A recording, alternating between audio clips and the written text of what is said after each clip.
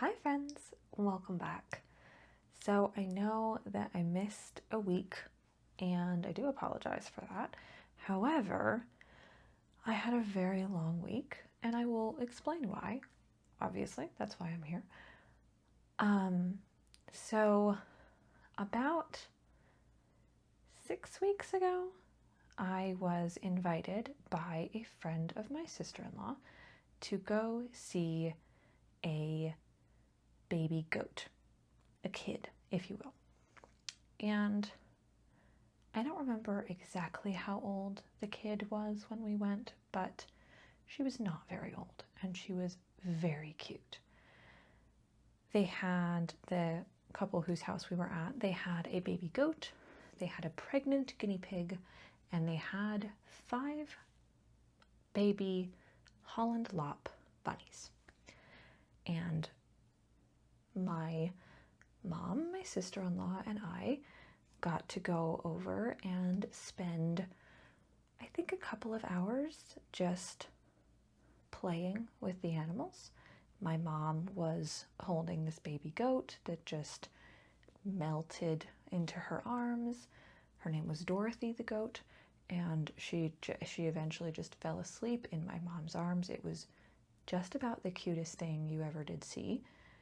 And then my sister-in-law's friend brought out all of the baby bunnies for my sister-in-law and I to hold and pet and cuddle.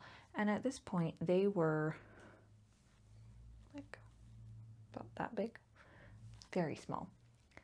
And so one was handed to my sister-in-law and one was handed to me, and there were 5 total.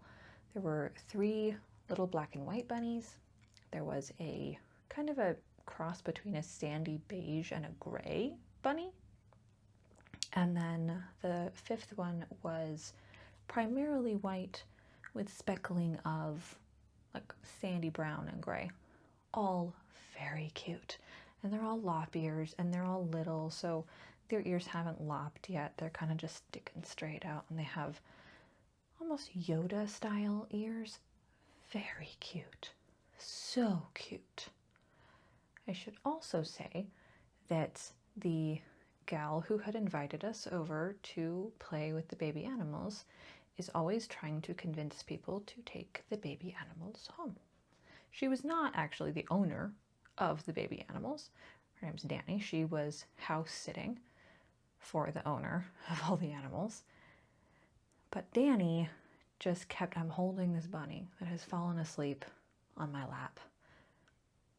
And the longer it sleeps, the more I'm falling in love with it. It's just little tiny bunny falling asleep in my hands.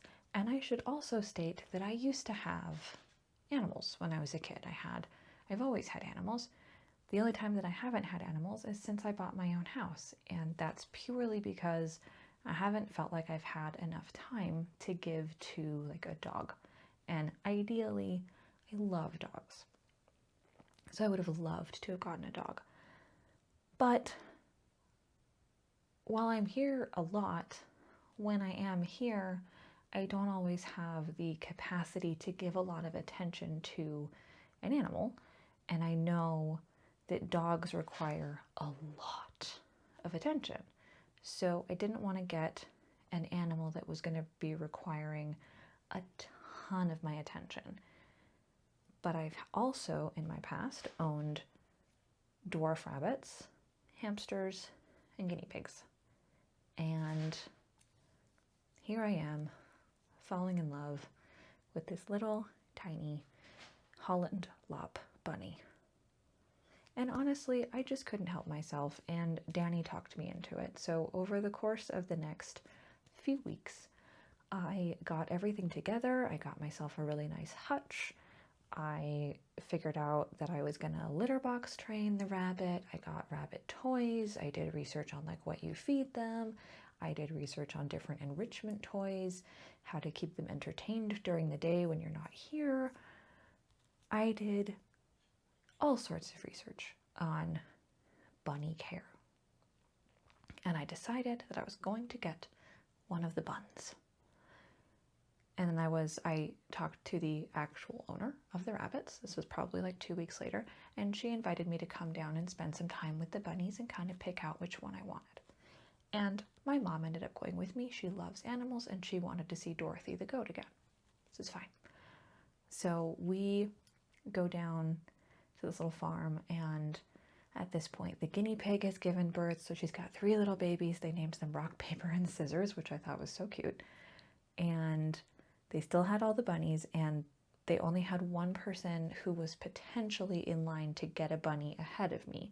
So it was, and she wanted one of the brown ones, and I love black and white animals. Plus the one that I was holding that fell asleep in my hands was a black and white bunny. So I'm primarily looking at the black and white ones.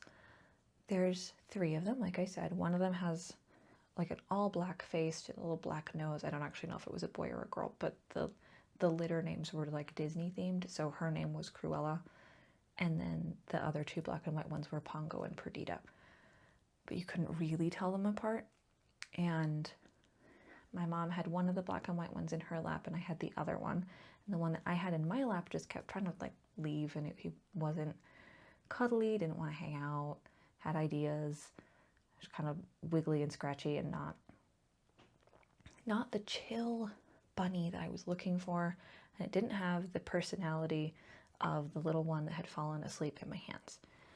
But the one that my mom was holding was just so sweet and had just like melted into my mom's lap and was content to just hang out and be petted.